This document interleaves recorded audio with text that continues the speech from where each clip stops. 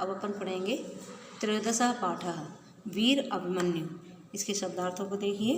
पहला है अष्टादश दिनानि यावत्, 18 दिनों तक। पतितः गिर गए। पंचदशे दिवसे, 15वें दिन।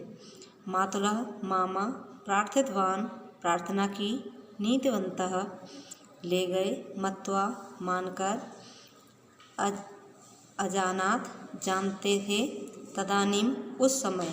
पितृससु पतेह पिता की बहन के पति अर्थात फूफा जी। सम्मिल्य मिलकर। न्यशस्त्रम शस्त्र रहित। यह आपका भी आपने पढ़ा उसके शब्दार्थों को। अब देखिए इस लेसन का अनुवाद। वीर अभिमन्यु। महाभारतस्य युद्धम अष्टादश दिनानि यावत् प्राचलत्। महाभारत का युद्ध 18 दिनानि दिन तक, यावत में तक, दिन तक प्रचलित चला।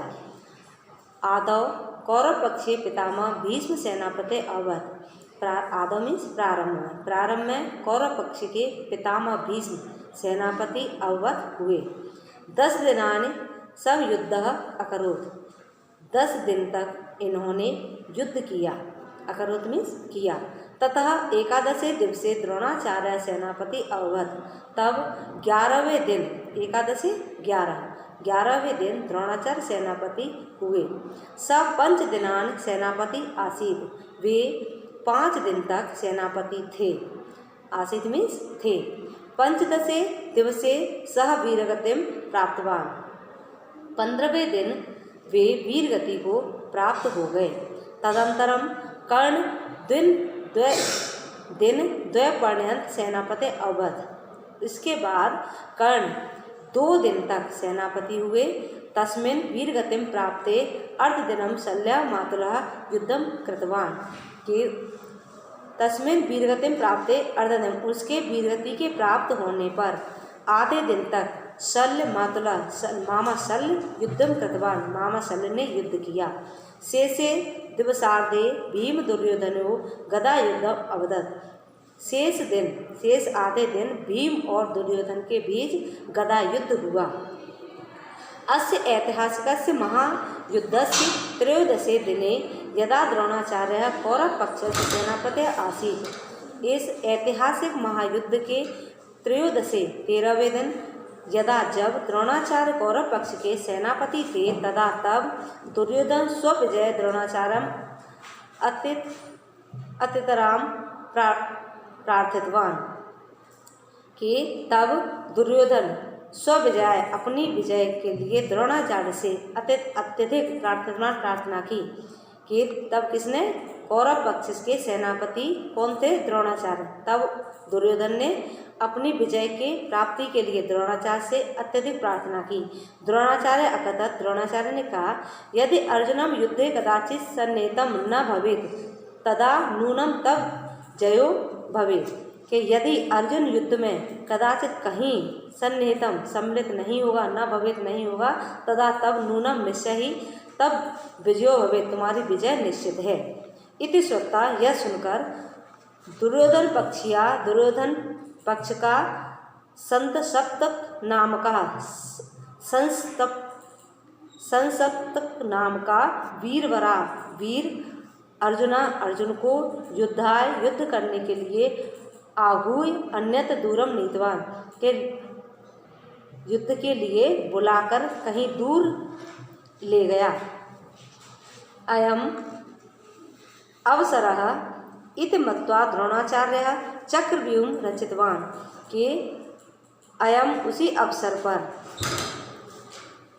ऐसा मानकर, इति मत्वा ऐसा मानकर द्रोणाचार्य ने चक्रव्यूह की रचना की।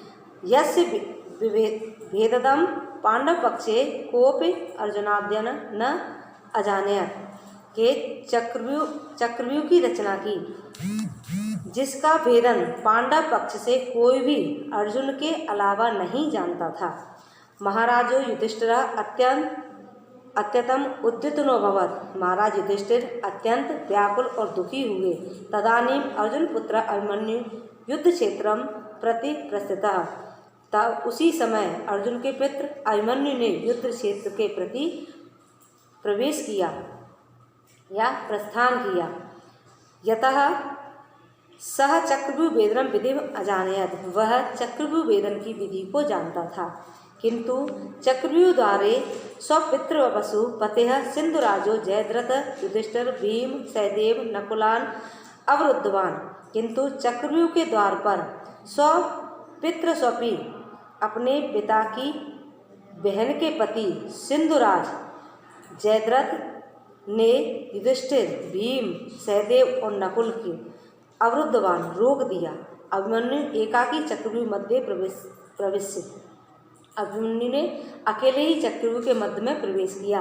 अतीव पराक्रमेण युद्ध कृत्वा, अत्यंत पराक्रम से युद्ध किया।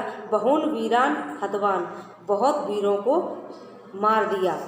अन्ते द्रोण कृपः कर्णः अश्वत्थामा बृहद्वरः कृतवर्माद्यः सप्त योद्धां सम्मिलित अभिमन्यु ने शस्त्रं कृत्वा एकाकिनं तम हन्तवन्तः। अंत में द्रोण, कृपः, कर्ण, अश्वत्थामा, बृहद्बल और कृतवर्मा आदि 7 योद्धाओं ने मिलकर अभिमन्यु को निशस्त्र करके अकेला ही क्या कर दिया था? एकाकिनम तम हंतवंता, अकेला समझकर मार दिया। हाय धिक्कार है, हाय धिक्कार है। अभिमन्यु वीर गतिम लब्धा अमरा अवध, अभिमन्यु वीर गति को प्राप्त होकर अमर हो गया। कि ये है आपका वीर अभिमन्यु का लेसन, जिसका अनुवाद हमने आपको समझा दिया। अच्छे से समझना। Okay, good bye.